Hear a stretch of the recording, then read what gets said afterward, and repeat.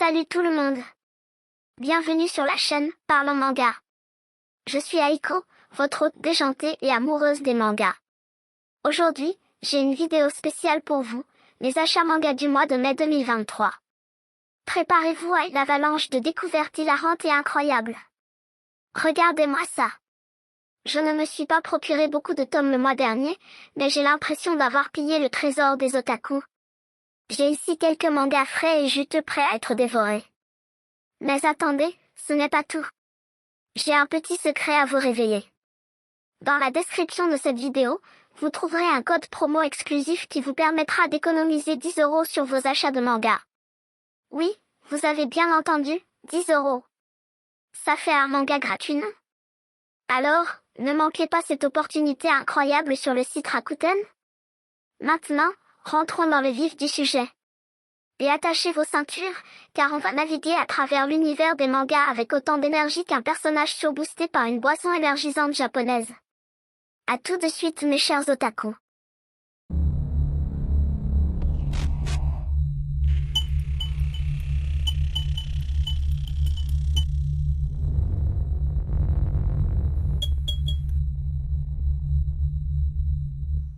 Pour commencer mes achats du mois dernier, je me suis procuré les tomes 2 et 3 de la légende de Rao, qui termine ce spin-off de Hokuto no Ken.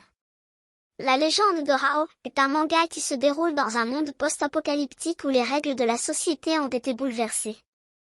L'histoire se concentre sur le personnage principal, Rao, un guerrier puissant et charismatique qui cherche à établir sa domination sur ce monde chaotique.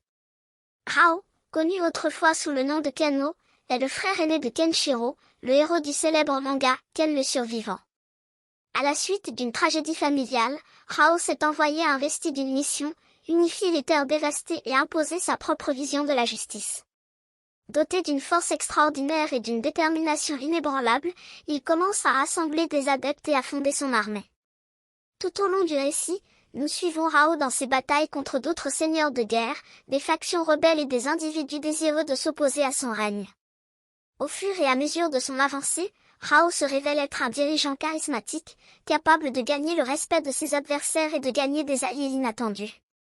Cependant, il doit également faire face à des dilemmes moraux, remettant en question ses méthodes brutales et les sacrifices nécessaires pour atteindre son objectif. Le manga explore également les origines de Rao et les événements qui ont forgé sa personnalité.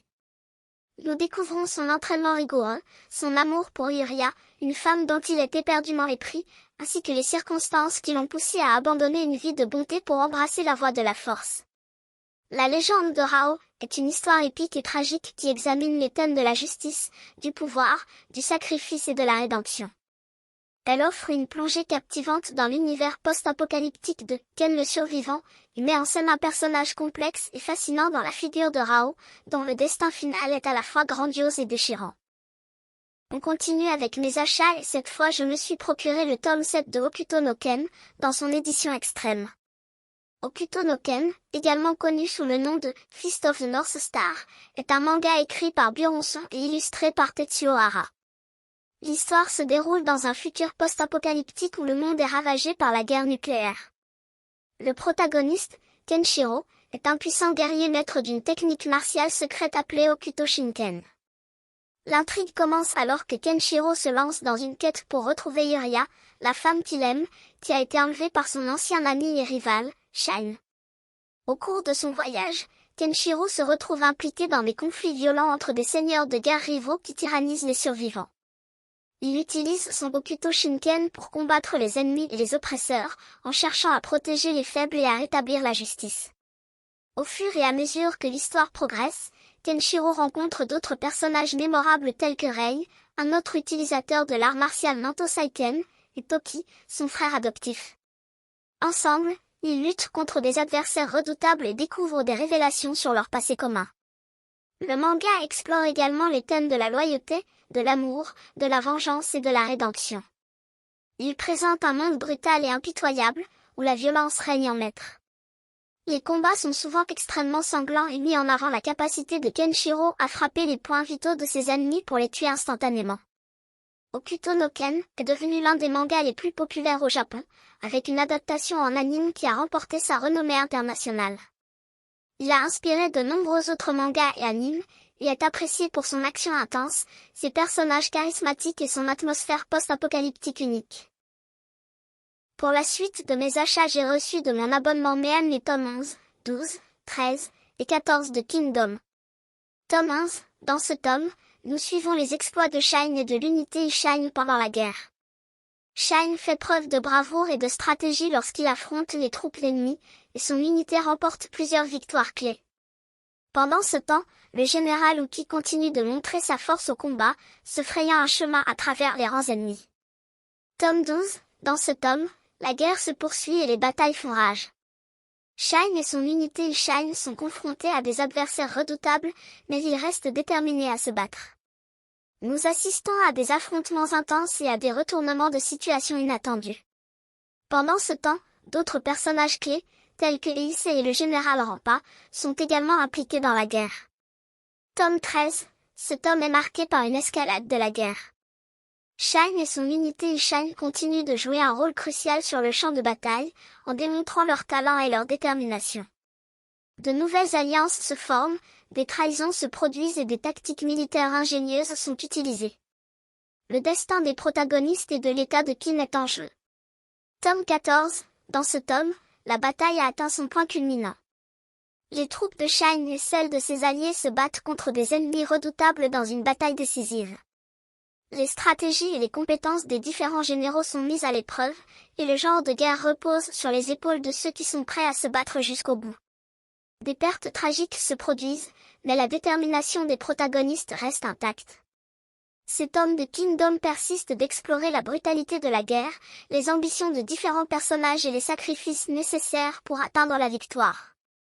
L'histoire se déroule dans un contexte historique fascinant de la Chine antique, et les illustrations dynamiques et les scènes de combat palpitantes font de cet tome une lecture captivante. Pour les 2 derniers mangas de cet achat, je me suis procuré les tomes 7 et 8 de Naruto dans son édition Hokage. Je ne vous parlerai pas plus de Naruto dans cette vidéo car j'en ai fait une vidéo dédiée il y a peu sur la chaîne. Je t'invite donc à aller la voir si tu veux savoir un peu plus sur cette série. Et voilà, c'est tout pour cette vidéo. J'espère que vous avez apprécié. Si c'est le cas, n'oubliez pas de laisser un pouce bleu et de vous abonner à la chaîne pour ne manquer aucune de nos prochaines vidéos. Si vous avez des suggestions de mangas que vous aimeriez que nous abordions dans nos prochaines vidéos, n'hésitez pas à les partager dans les commentaires ci-dessous. Votre feedback est précieux et nous permet de créer du contenu qui vous intéresse vraiment. Si vous souhaitez rester connecté avec la communauté, Parlons Manga, rejoignez-nous sur nos réseaux sociaux. Vous pouvez nous suivre sur Instagram et Facebook, où nous partageons des actualités sur les mangas. Enfin, un énorme merci à vous tous, nos fidèles spectateurs, pour votre soutien constant.